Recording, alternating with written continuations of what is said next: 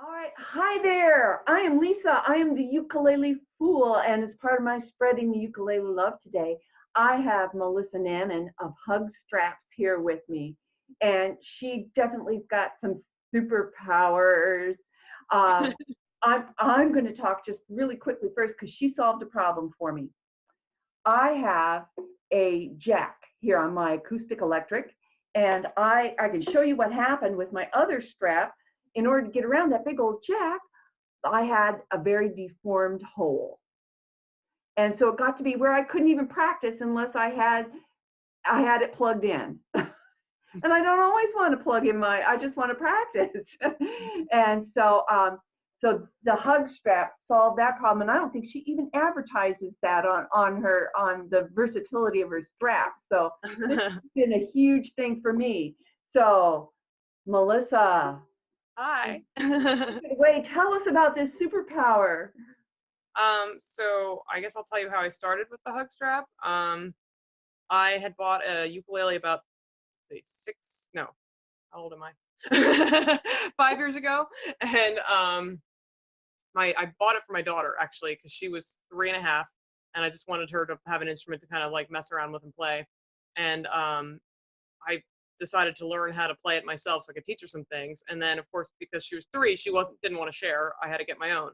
So I bought the Magic Flea from the Magic Flea Company, the round shaped one that has like the nice bottom base to stand.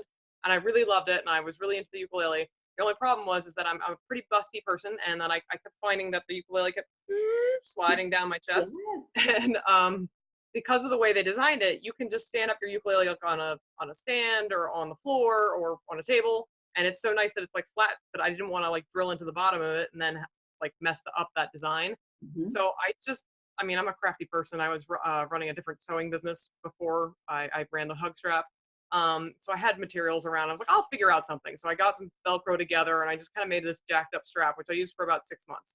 And then I thought, you know what? I can do better than this. Let's make something pretty. I found some fabric and I kind of messed around with a different design and tried all these different things. I've used so many different pieces of hardware. It's kind of it's funny when people ask me like, "Have you ever thought about this?" And I'm like, "I probably have," because I've done it so many times. The incarnation that we now are using is probably like the 21st one that I've done. So I've done a lot of different things with it. But in any case, so I'd used that for about 6 months, and I figured I could make a new one. And so I used that for a while, and then it occurred to me that people would probably buy it. So I was like, well, why don't I do that? Like, why don't I start making a bunch and just see what people think? So I probably made maybe 10 or 20. I didn't have like a whole lot. And then I immediately would get feedback from people, and I'd ask like, okay, well, what worked, what didn't work, what don't you like about it? And so eventually I like, changed it again, and then changed it again. I kind of kept changing the design until we arrived at the one that I currently am using, and this is the one I have a patent on. This is the all-in-one hug strap.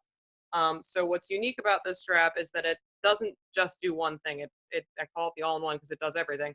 You can attach it at the headstock like this, and you can also attach it at the base like Lisa just showed you. If you have two pins, so if you have one at the bottom and one at the Okay. neck, you can actually just take off this headstock strap, and it has another parachute cord loop, and you just put that at the base. You can also keep this where it is at the headstock, and you can take the bottom part and it comes unfolded and you can wrap it around the body of the ukulele. So that way you don't even have to drill in it if you don't want to.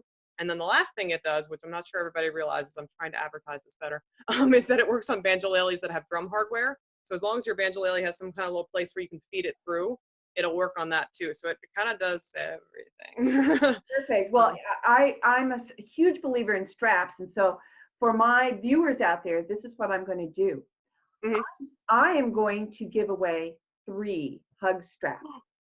Yeah, and I'll even ship them internationally to you. So stay to the end, and I'll tell you how to do that. Okay? Because I'm looking to get another 100 subscribers, and so you can help me do that, and I'll reward you with a hug strap. Yay!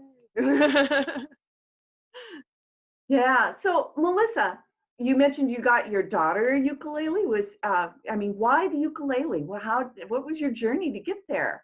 Okay, so I mentioned in my previous statement that I had used to run a different sewing business. I used to make yoga bags and bridal clutches on Etsy. And I was doing pretty well, but I was working all the time and I was really, really stressed out. So I used to sometimes work at times of night when I probably shouldn't have been working and I should have been resting. And one of those nights, I actually sliced off the side of my index finger. Um, yeah, oops. Sewing is dangerous, folks. So in any case, I had to have it put back on. And after that happened, I lost all the feeling in my finger. So I've always played music. I've played piano, flute, guitar was what I really liked to play, and that's what I played kind of intermittently for years. And so I lost the ability to play it because I couldn't feel anything. And when I did, like when it first, it's actually a little bit better now. It's been 6 years, but when I first did it, it was so hypersensitive that like touching metal strings really hurt. So I didn't want to play the guitar anymore. It was a real bummer because I like to sing and I like to write songs, and so I was kind of upset that I'd like lost that part of my life. So about a year went by, and that's when I bought the ukulele for my daughter, and then of course I had to teach myself how to do it just so I could teach her. And I discovered it didn't hurt when I pressed into the nylon strings, and that I because it was only four, not six, I could more easily make chord shapes. So that ended up, but that's why I liked it. Plus, it was really super super portable. I mean, there's so many things to like about the ukulele. It's just adorable. You can take it everywhere. I keep one in my car. I keep one in, they're in every room in the house. Yeah, yeah, boy. Well, and as a steel drum player, Oh, yeah, you needed a cargo van. exactly. Right. It's nice to have something that can fit in your carry-on if you needed to. That's right. And piccolos just aren't that appealing. That's true. That's true. I mean, it's like every time everyone sees a ukulele, they kind of go, "Oh!" Like they're so excited about this like tiny little instrument, and it's a really nice community. Like once you start to go to festivals and go to jam groups and stuff, you realize how inclusive it is, and like which is different from other communities I've kind of experienced in the music world. Not that people aren't nice and inclusive, but sometimes they're a little more competitive. And I feel like the ukulele world is kind of not that competitive, which can be very nice for beginners because it's less intimidating. Yeah, well, I agree. As somebody who's auditioned for, the first half of my life, it felt like I was always Right. auditioning. So, yeah, yeah, it really is fun. So, so you currently are you able to make a living with your hug straps, or are you having to? Is this a side hustle? What's the deal? So this is my real job. This is what I do. Yay. Yay. We have a professional in our midst here. Exactly. And I do also I teach Pilates on the side. That's just because I really like to. I was always a part-time job I've had for like 10 years now. And I didn't want to give it up. So then I don't you can't really actually, if you don't mind, I'm going to show you my shed. So right now, Uh this is my workspace. Okay.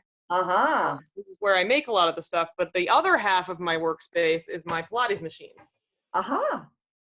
So I actually can schedule my day so that I see both Pilates clients and make straps and ship things out and answer emails and do all the things I need to do to run the business. So it's kind of nice that I get to blend both. And then I'm also at home, so my commute's 30 seconds from my house. Right. And you're a mother, And I'm so a mother, so that's really nice so that I can kind of schedule my work day in between when my daughter's not here and then get to spend more time with her. Although as she gets older, the work day seems to get longer. oh, well, that's very good. So, I teach a lot of absolute beginners. I have my June and July are totally filled up with classes. What tips would you have for my absolute beginners? Okay, I have a few actually. My Okay. first one is, whenever you're learning something new, it's really easy to get discouraged and kind of put something down and maybe think you're not good at it. But what I would encourage you to do, no matter if you're time strapped or what, is try and play every day.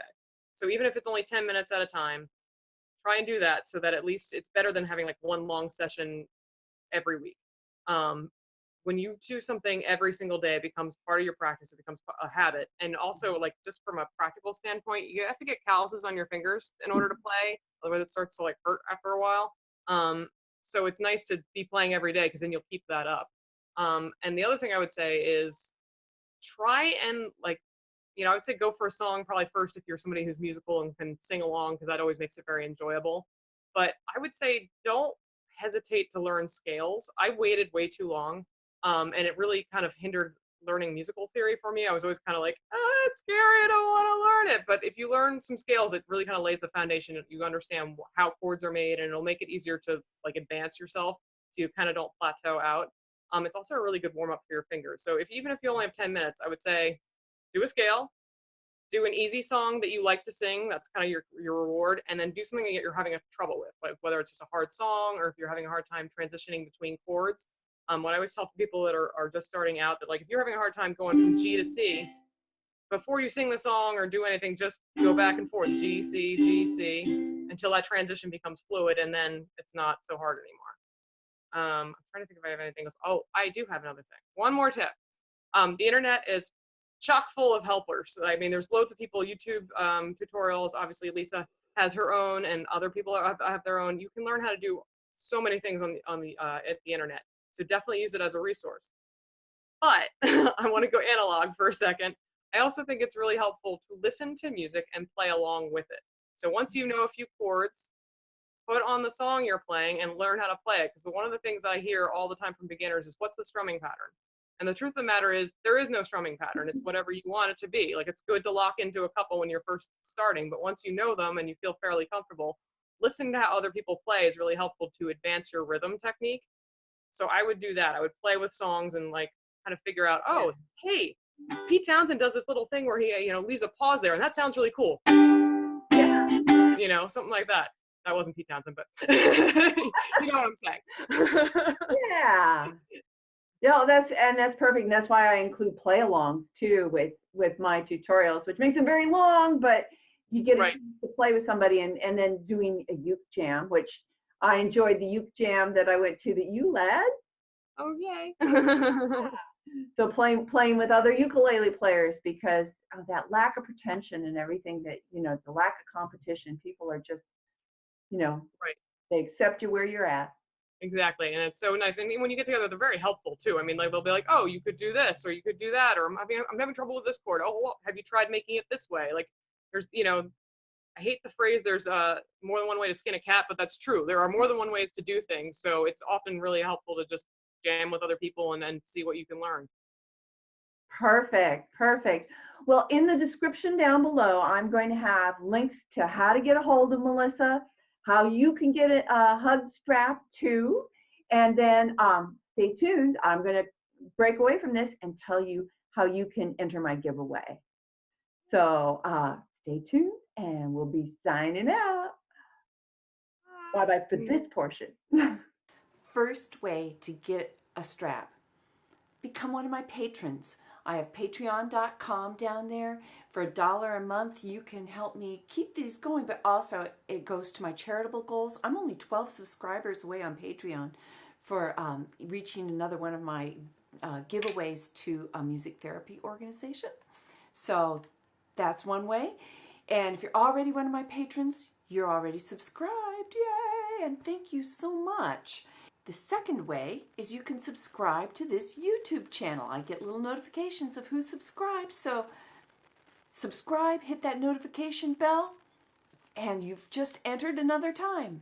Another way to get an entry into the strap giveaway is to share this video. But you have to do more than just share. You have to tell me where you shared it. So you can share it to a Facebook group, like I have the Derby City Ukulele Strummers. That's part of my local group that I attend. So you could, that would be a great place to share it. You could share it to somebody that's thinking about playing the ukulele. Email them that link, send it in a text, but you have to leave a comment and tell me how you shared the video in order to get entered. So Patreons, supporters get in on this, subscribing to my YouTube channel if you haven't already, or sharing this video and leaving me a comment below. I'll do the giveaways on YouTube, so we'll see you then.